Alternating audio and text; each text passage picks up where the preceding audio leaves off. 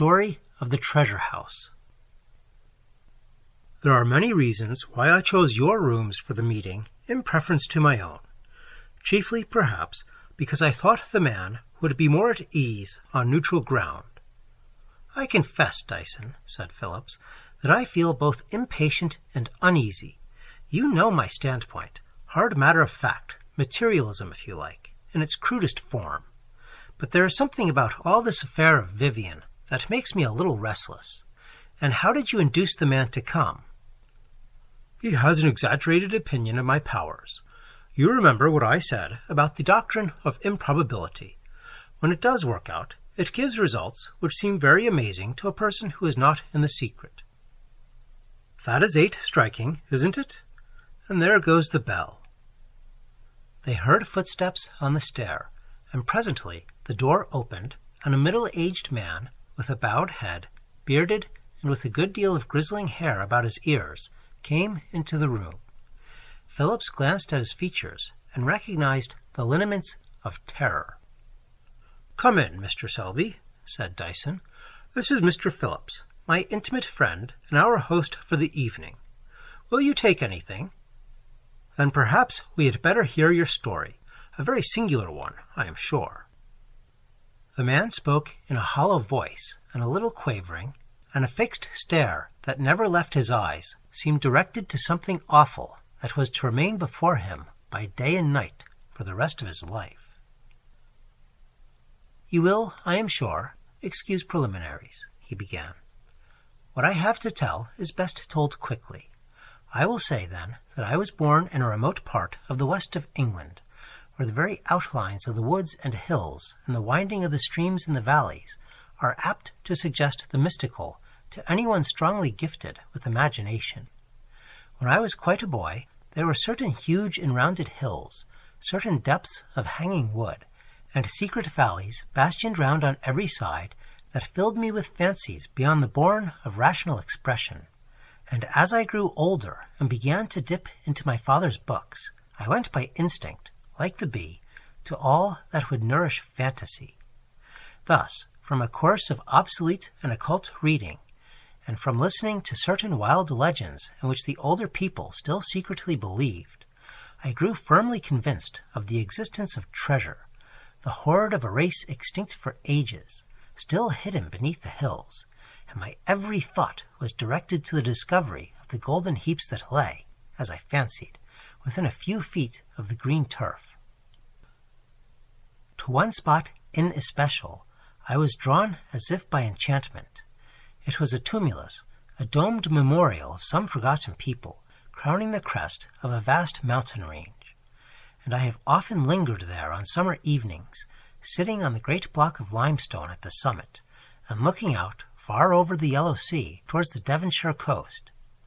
One day, as I dug heedlessly with the ferrule of my stick at the mosses and lichens which grew rank over the stone, my eye was caught by what seemed a pattern beneath the growth of green. There was a curving line, and marks that did not look altogether the work of nature. At first I thought I had bared some rarer fossil, and I took out my knife and scraped away at the moss till a square foot was uncovered. Then I saw 2 signs which startled me. First, a closed hand, pointing downwards, the thumb protruding between the fingers, and beneath the hand a whorl or spiral, traced with exquisite accuracy in the hard surface of the rock. Here, I persuaded myself, was an index to the great secret, but I chilled at the recollection of the fact that some antiquarians had tunneled the tumulus through and through, and had been a good deal surprised at not finding so much as an arrowhead within. Clearly, then, the signs on the limestone had no local significance, and I made up my mind that I must search abroad. By sheer accident, I was in a measure successful in my quest. Strolling by a cottage, I saw some children playing by the roadside. One was holding up some object in his hand, and the rest were going through one of the many forms of elaborate pretense which make up a great part of the mystery of a child's life.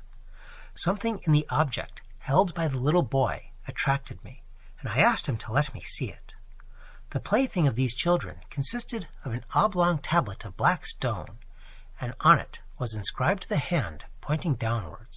just as I had seen it on the rock, while beneath, spaced over the tablet, were a number of whorls and spirals, cut, as it seemed to me, with the utmost care and nicety. I bought the toy for a couple of shillings. The woman of the house told me it had been lying about for years. She thought her husband had found it one day in the brook which ran in front of the cottage. It was a very hot summer, and the stream was almost dry, and he saw it amongst the stones. That day I tracked the brook to a well of water gushing up cold and clear at the head of a lonely glen in the mountain. That was 20 years ago, and I only succeeded in deciphering the mysterious inscription last August. I must not trouble you with irrelevant details of my life. It is enough for me to say that I was forced, like many another man, to leave my old home and come to London. Of money I had very little, and I was glad to find a cheap room in a squalid street off the Gray's Inn Road. The late Sir Thomas Vivian, then far poorer and more wretched than myself, had a garret in the same house, and before many months we became intimate friends, and I had confided to him the object of my life. I had at first great difficulty in persuading him that I was not giving my days and my nights to an inquiry altogether hopeless and chimerical. But when he was convinced, he grew keener than myself, and glowed at the thought of the riches which were to be the prize of some ingenuity and patience. I liked the man intensely, and pitied his case. He had a strong desire to enter the medical profession, but lacked the means to pay for the smallest fees, and indeed he was, not once or twice, but often, reduced to the very verge of starvation. I freely and solemnly promised that, under whatever chances, he should share in my heaped fortune when it came, and this promise to one who had always been poor, and yet thirsted for wealth and pleasure in a manner unknown to me, was the strongest incentive. He threw himself into the task with eager interest, and applied a very acute intellect and unwearied patience to the solution of the characters on the tablet. I, like other ingenious young men, was curious in the matter of handwriting, and I had invented or adapted a fantastic script which I used occasionally, and which took Vivian so strongly that he was at the pains to imitate it. It was arranged between us that if we were ever parted, and had occasion to write on the affair that was so close to our hearts, this queer hand of my invention was to be used, and we also contrived a semi-cipher for the same purpose. Meanwhile, we exhausted ourselves in efforts to get at the heart of the mystery, and after a couple of years had gone by, I could see that Vivian began to sicken a little of the adventure, and one night he told me with some emotion that he feared both our lives were being passed away in idle and hopeless endeavor.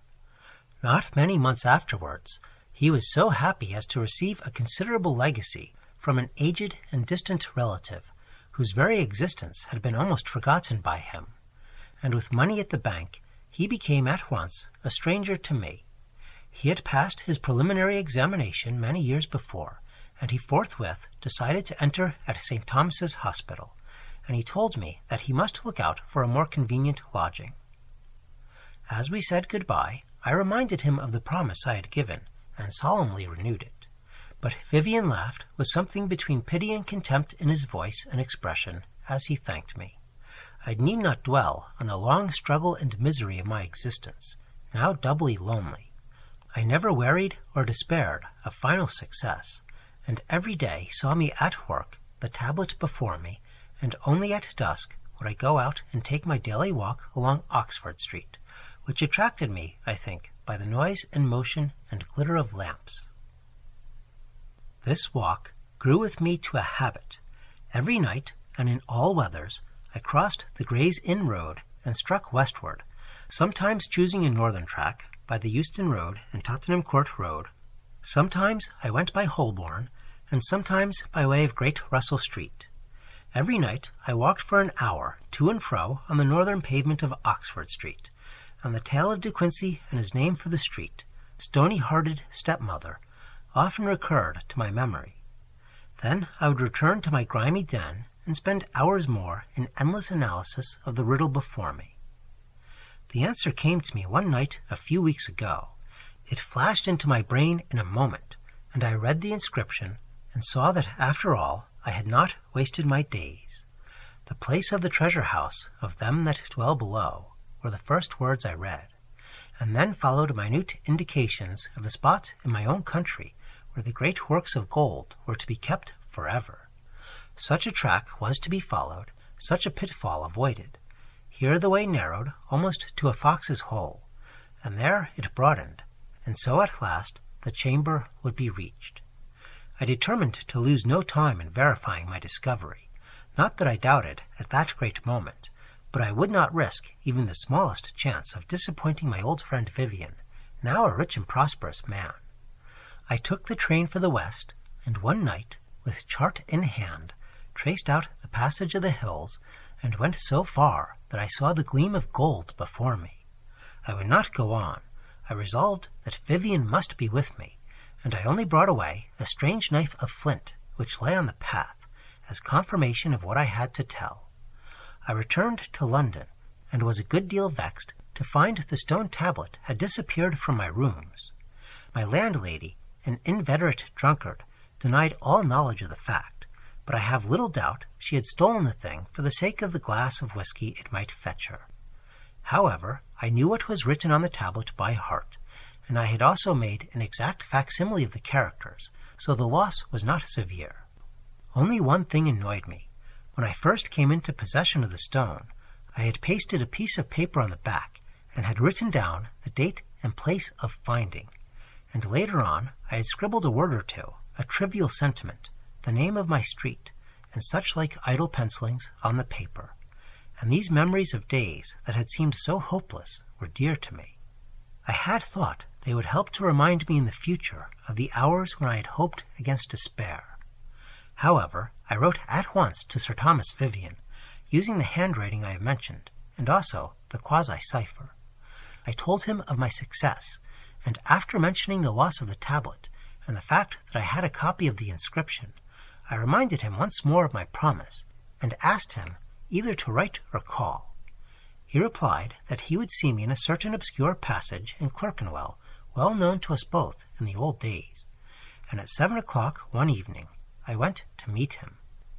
At the corner of this byway, as I was walking to and fro, I noticed the blurred pictures of some street artist, and I picked up a piece of chalk he had left behind him, not much thinking what I was doing.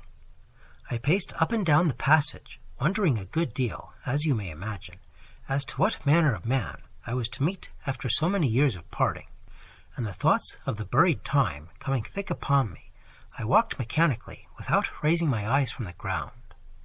I was startled out of my reverie by an angry voice and a rough inquiry why I didn't keep to the right side of the pavement, and looking up I found I had confronted a prosperous and important gentleman, who eyed my poor appearance with a look of great dislike and contempt.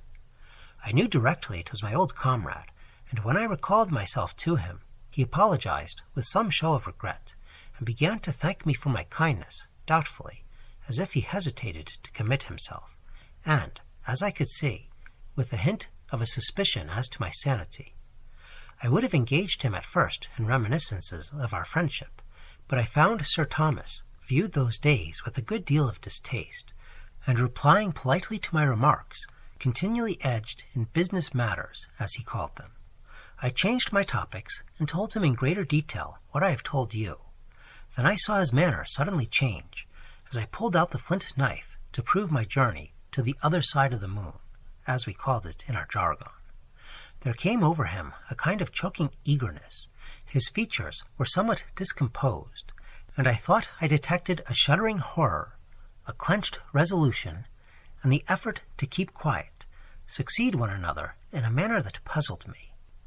I had occasion to be a little precise in my particulars, and it being still light enough, I remembered the red chalk in my pocket, and drew the hand on the wall.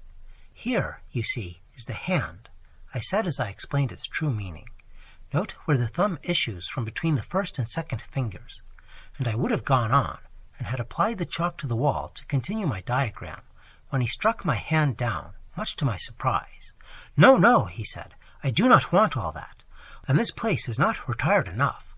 Now let us walk on, and do you explain everything to me minutely." I complied readily enough, and he led me away, choosing the most unfrequented byways, while I drove in the plan of the hidden house word by word. Once or twice, as I raised my eyes, I caught Vivian looking strangely about him. He seemed to give a quick glint up and down, and glance at the houses, and there was a furtive and anxious air about him that displeased me. "Let us walk on to the north," he said at length. "We shall come to some pleasant lanes where we can discuss these matters quietly. My night's rest is at your service." I declined on the pretext that I could not dispense with my visit to Oxford Street, and went on till he understood every turning and winding and the minutest detail as well as myself. We had returned on our footsteps, and stood again in the dark passage, just where I had drawn the red hand on the wall, for I recognized the vague shape of the trees whose branches hung above us. "We have come back to our starting point," I said. "I almost think I could put my finger on the wall where I drew the hand. And I am sure you could put your finger on the mystic hand in the hills as well as I. Remember, between stream and stone." I was bending down, peering at what I thought must be my drawing, when I heard a sharp hiss of breath, and started up, and saw Vivian with his arm uplifted, and a bare blade in his hand, and death threatening in his eyes. In sheer self-defense, I caught at the flint weapon in my pocket, and dashed at him in blind fear of my life, and the next instant he lay dead upon the stones. "I think that is all," Mr. Selby continued after a pause. "And it only remains for me to say to you, Mr. Dyson, that I cannot conceive what means enabled you to run me down." "I followed many indications," said Dyson, "and I am bound to disclaim all credit for acuteness, as I have made several gross blunders. Your celestial cipher did not, I confess, give me much trouble. I saw at once that terms of astronomy were substituted for common words and phrases. You had lost something black, or something black had been stolen from you. A celestial globe is a copy of the heavens, so I knew you meant you had a copy of what you had lost. Obviously, then, I came to the conclusion that you had lost a black object with characters or symbols written or inscribed on it. Since the object in question certainly contained valuable information, and all information must be written or pictured, our old orbit remains unchanged. Evidently our old course or arrangement. The number of my sign must mean the number of my house, the allusion being to the signs of the zodiac. I need not say that the other side of the moon can stand for nothing but some place where no one else has been, and some other house is some other place of meeting, the house being the old term for house of the heavens. Then my next step was to find the black heaven that had been stolen, and by a process of exhaustion I did so." "You have got the tablet?" "Certainly, and on the back of it, on the slip of paper you have mentioned, I read inroad, which puzzled me a good deal till I thought of Gray's Inn Road. You forgot the second N. Stony-hearted step immediately suggested the phrase of De Quincey you have alluded to, and I made the wild but correct shot that you were a man who lived in or near the Gray's Inn Road, and had the habit of walking in Oxford Street, for you remember how the opium-eater dwells on his wearying promenades along that thoroughfare. On the theory of improbability, which I have explained to my friend here, I concluded that occasionally, at all events, you would choose the way by Guildford Street, Russell Square, and Great Russell Street, and I knew that if I watched long enough I should see you. But how was I to recognize my man? I noticed the screever opposite my rooms, and got him to draw every day a large hand, and the gesture so familiar to us all, upon the wall behind him. I thought that when the unknown person did pass, he would certainly betray some emotion at the sudden vision of the sign, to him the most terrible of symbols. You know the rest. As to catching you an hour later, that was, I confess, a refinement. From the fact of your having occupied the same rooms for so many years, in a neighborhood, moreover, where lodgers are migratory to excess, I drew the conclusion that you were a man of fixed habit, and I was sure that after you had got over your fright, you would return for the walk down Oxford Street. You did, by way of New Oxford Street, and I was waiting at the corner." "Your conclusions are admirable," said Mr. Shelby. I may tell you that I had my stroll down Oxford Street the night Sir Thomas Vivian died, and I think that is all I have to say." "Scarcely," said Dyson. "How about the treasure?" "I had rather we did not speak of that," said Mr. Selby, with a whitening of the skin about the temples. "Oh, nonsense, sir! We are not blackmailers. Besides, you know you are in our power." "Then, as you put it like that, Mr. Dyson, I must tell you I returned to the place. I went on a little farther than before." The man stopped short. His mouth began to twitch, his lips moved apart, and he drew in quick breaths, sobbing. "Well, well," said Dyson, "I dare say you have done comfortably." "Comfortably," Selby went on, constraining himself with an effort. "Yes, so comfortably that hell burns hot within me forever. I only brought one thing away from that awful house within the hills. It was lying just beyond the spot where I found the flint knife." "Why did you not bring more?" The whole bodily frame of the wretched man visibly shrank and wasted. His face grew yellow as tallow, and the sweat dropped from his brows. The spectacle was both revolting and terrible, and when the voice came out, it sounded like the hissing of a snake. "Because the keepers are still there, and I saw them, and because of this." And he pulled out a small piece of curious gold work and held it up. "There," he said, "that is the pain of the goat." Phillips and Dyson cried out together in horror at the revolting obscenity of the thing. "Put it away, man! Hide it! For heaven's sake, hide it!" "I brought that with me, that is all," he said. "You do not wonder that I did not stay long in a place where those who live are a little higher than the beasts, and where what you have seen is surpassed 1,000-fold." "Take this," said Dyson. "I brought it with me in case it might be useful," and he drew out the black tablet and handed it to the shaking horrible man. "And now," said Dyson, "will you go out?"